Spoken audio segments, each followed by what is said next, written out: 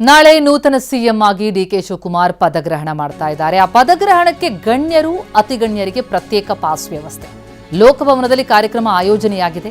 Pass ಇದ್ದವರಿಗೆ ಮಾತ್ರ ಪ್ರಮಾಣ ವಚನ ಕಾರ್ಯಕ್ರಮಕ್ಕೆ ಅವಕಾಶ. ಬಹಳ ಸರಳವಾಗಿ ಕಾರ್ಯಕ್ರಮ ನಡೀಬೇಕು ಅನ್ನೋದು ಹೈಕಮಾಂಡ್ನ ಸೂಚನೆಯಾಗಿತ್ತು. ಅದರಂತೆ ಆಯೋಜನೆಯಾಗಿದೆ ಲೋಕಭವನದಲ್ಲಿ.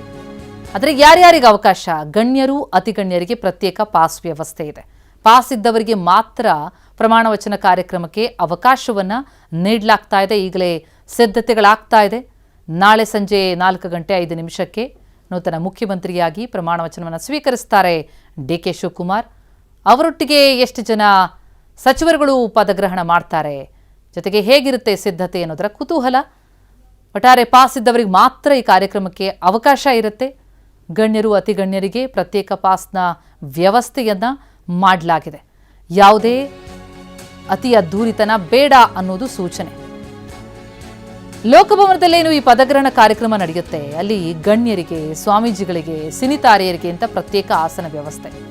ಕಾಂಗ್ರೆಸ್ನ ದೆಹಲಿ ನಾಯಕರು, ಶಾಸಕರು, ಮಾಜಿ ಸಚಿವರು, ರಾಜಕೀಯ ನಾಯಕರ ಕುಟುಂಬಸ್ಥರು ಮತ್ತು ಬೆಂಬಲಿಗರು ಈ ಕಾರ್ಯಕ್ರಮಕ್ಕೆ ಆಗಮಿಸುವವರಿಗೆ ಪ್ರತ್ಯೇಕ ಆಸನದ ವ್ಯವಸ್ಥೆ ಮಾಡಲಾಗಿದೆ.